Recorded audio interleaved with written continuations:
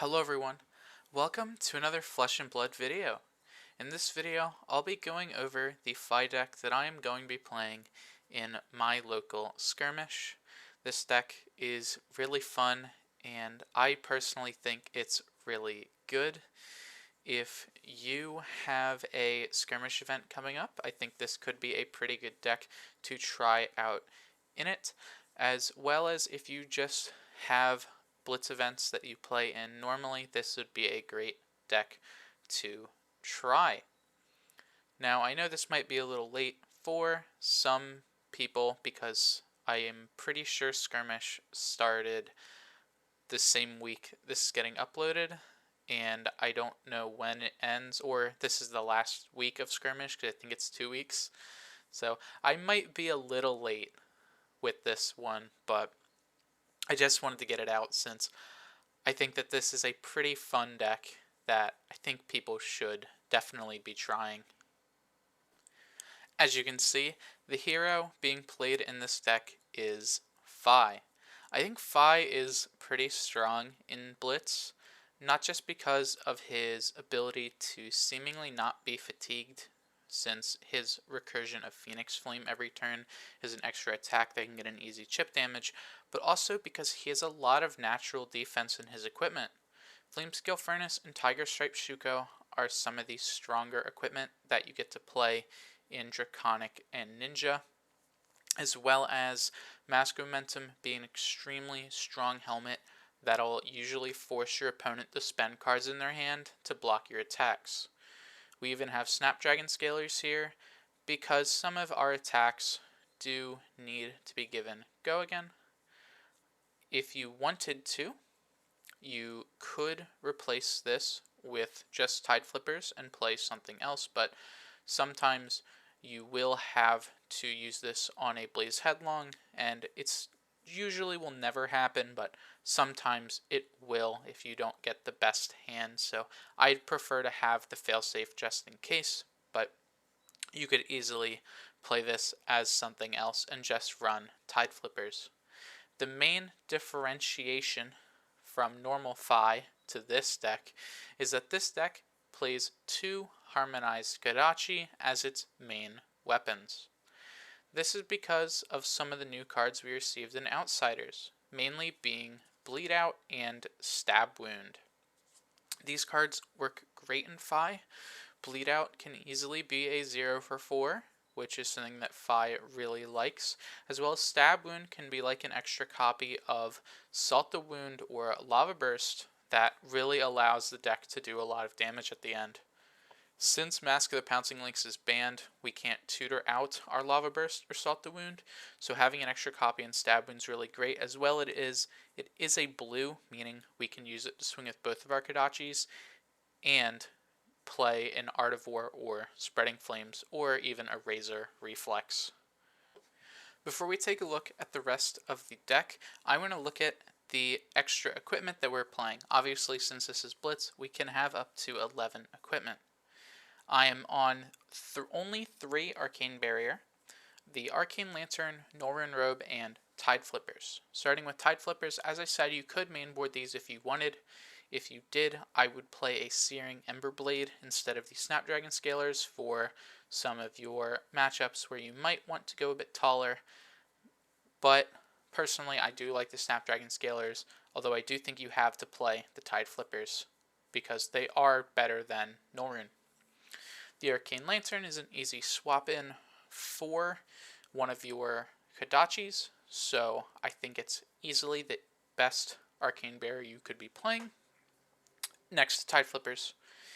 And Norrøn Robe is here because of our choice of Spellfray Gloves. Now, Norrøn Robe could be swapped for Norrøn Gloves, and you could play the Spellfray chess piece. However, I think that playing a Norrøn Robe and Spellfray Gloves are a little better.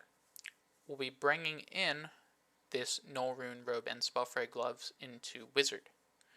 Spellfray Gloves are more important against Kano because Kano generally is going to try to burst us for more, although against Wizard I would play both of these. Norrøn Robe is slightly better than Norrin gloves, because in a game where we might not want to play our Spell Fray, we would rather keep our Tiger Stripe Shuko than keep our Flamescale Furnace. So it's better to play Norrin Robe and swap the chest piece instead, when in most situations we would be swapping out both. The final piece of equipment in the sideboard is a Gambler's Gloves, because you never know when you're going to get one-shotted by a KO, and it's just not fun. This could be swapped for anything else. You could play the Searing Ember Blade. You could play an extra piece of Norrune for your helmet, which notably we're not on any replacements for our helmet, since in pretty much every matchup, the Mask of Momentum will be the thing we want to be playing. So Gambler's Gloves are just an easy last equipment to play if you don't really have much else you want, although as I said, Searing Ember Blade would be a 12th equipment slot card to put in this deck. Finally, let's take a look at our deck list. This deck plays 2 Ancestral Empowerment, 2 Blaze Headlong, 2 Red Bleed Out, 2 of each color of Brand with Cinderclaw, 2 Lava Burst, 2 red Lava Vein Loyalty, and 1 blue, 1 Phoenix Flame, 2 red Razor Reflex, all 6 copies, being 2 of each color, of Rising Resentment and Ronin Renegade, 2 Spreading Flames, 2 Art of War, 2 Salt the Wound, and 2 Stab Wound. I think most of these cards would pretty much be an auto-include in any Fi deck anyway. Blaze Headlong and Spreading Flames are really good Draconic cards, as well as the addition of a rainbow set of Brand with Cinderclaw, Rising Resentment, and Ronin Renegade, because they are Draconic head jabs that you play in really any Fi deck. The last head jab type card that we're playing isn't going to be Rainbow, and that's Lava Vein Loyalty. The reason for this is because this is another card that doesn't naturally have Go Again. It's something that we might have to use our Snapdragon Scalers on a bad turn, which is why I'm playing the minimum copy possible. I do think that the reds are strong, and they should be played, and I wanted to play one more blue attack, and Lava Vein Loyalty was the best choice. If you wanted, you could play something like a Concealed Blade over the Lava Vein Loyalty as an extra attack reaction to proc your Mask of Momentum, but personally, I do like the extra 1 blue attack. Obviously, in any Fi deck, Phoenix Flame, we're only playing 1 because we're not playing any other effect to get stuff back. Normally, in Kodachi Fi, you'll see things like Inflame to get extra flames back, and Flame Call Awakening to search your deck for more flames, but since this deck really doesn't want to be paying too many resources, you're not playing those, and it's a little hard to get off Inflame and Blitz when it's already so easy to re-add your 1 Phoenix Flame to your hand with Fi's ability. Some other attacks in this deck. Bleed Out is a pretty good new addition. What Bleed Out does is it costs X less, where X is the number of damage you've dealt with your daggers.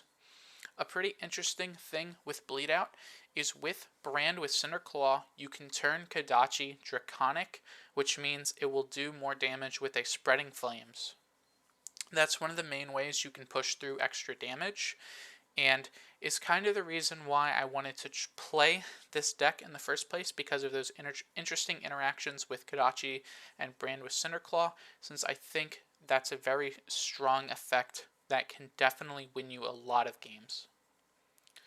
Some of our pump effects that we're playing, Ancestral Empowerment and Razor Reflex, are general cards that are really good in Ninja.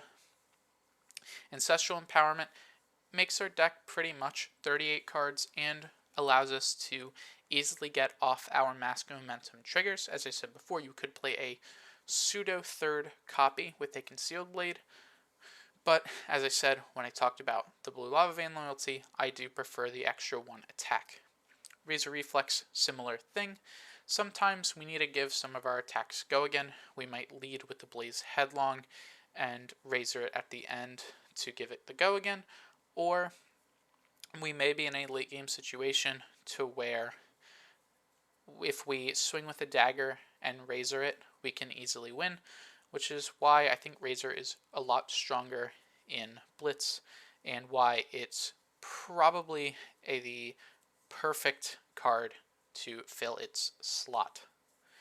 You could, if you wanted to, play the new attack reaction that gives +3 to an attack of cost 2 or less, because that can pump the bleed out, but I'd prefer to have the go again than the flexibility to play it on a bleed out, especially because you could also give go again to a lava burst, salto wound, or stab wound.